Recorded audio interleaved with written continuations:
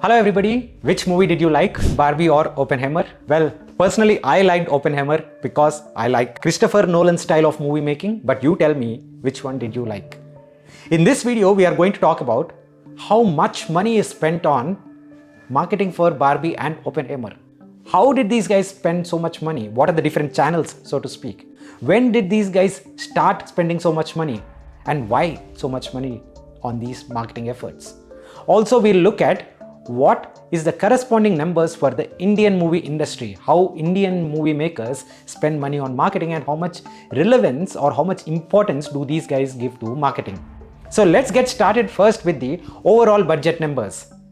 If you look at a typical Hollywood movie, if the movie is made with $100 million production budget, the marketing costs, which are also called as print and advertising costs, it takes up to 35% of the production budget. So $100 million is the production budget plus another $35 million for the marketing spend. So $135 million is the overall spend.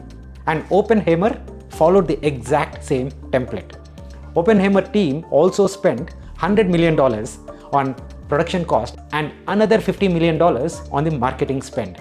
However, this template is not followed by Barbie. Barbie's overall production cost was $145 million and they spent roughly $150 million on marketing. Now, where did they spend it so much money? The first avenue they spent was on social media, and even within social media, TikTok. Because you understand what is the target audience for Barbie. It is anywhere between 8 to 25, 26-year-old adults, right? Teenagers and young adults. And what is the social media preferred platform in this age bracket? It is TikTok. Of course, short form video content. And that is the reason why TikTok was zeroed in by this entire Barbie team for their social media efforts. So how did they create this entire virality? This is something called as breadcrumb strategy.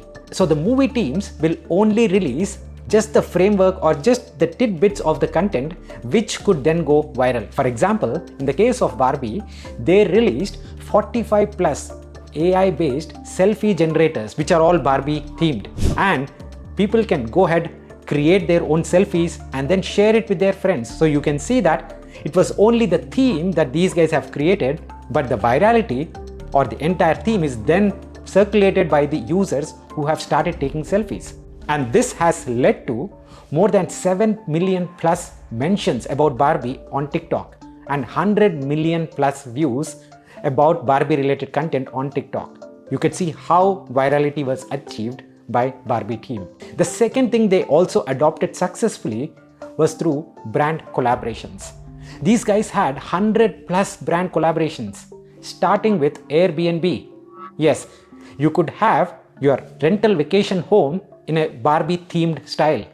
They also had a collaboration with Burger King so that there was a Barbie themed burger.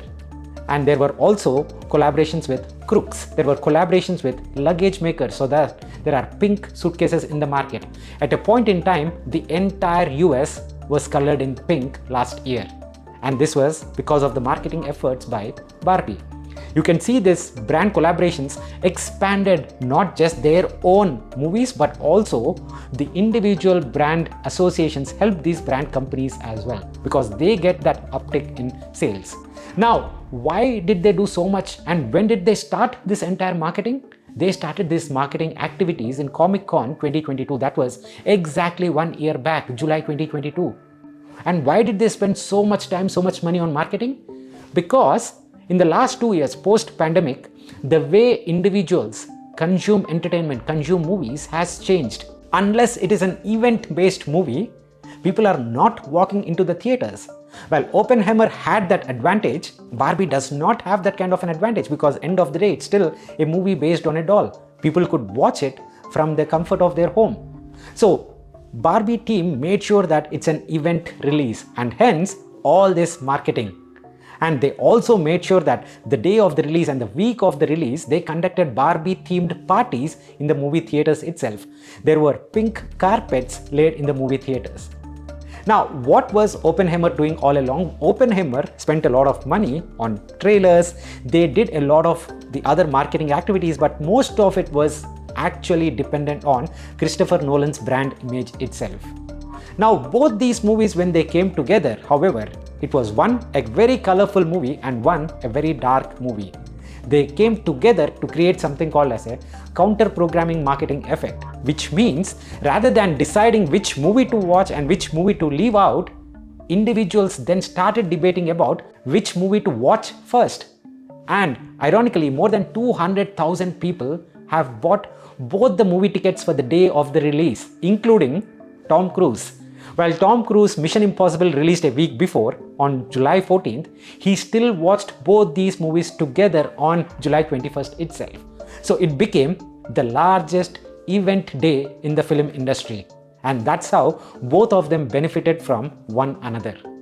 Now, what happens in the Indian space? The Indian filmmaking industry works a little differently. The overall spend on marketing is between 15 to 20%. And this was even lower a few years back. In early 2010s, it was only between 6 to 10% of the production cost was allocated to marketing. So you can see it is slowly increasing, but nowhere close to the money being spent on the Hollywood marketing campaigns.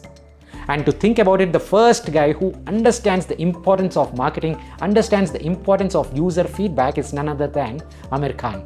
Because in his movies, even in 2008-2009 time period, he started conducting focus groups. That is, getting 8 to 10 people together in a room, showing these people the unedited versions of the movie and taking their feedback to edit the movie accordingly. Even Rohit Shetty mentioned in multiple interviews that he actually went ahead and watched a lot of his movies in theaters on first day, first show, so that he understands the audience reaction to specific scenes. And he started taking notes so that he can take that feedback and apply it to later movies. You can see that Indian movie makers have always been about understanding the user feedback, the audience feedback, and tweaking their movies accordingly. However, the difference that is happening now is the scale at which the filmmakers can do because of the penetration of internet and also the availability of social media, so that the movies are now widely going into the audience itself. Now then, there is one interesting question that you need to understand.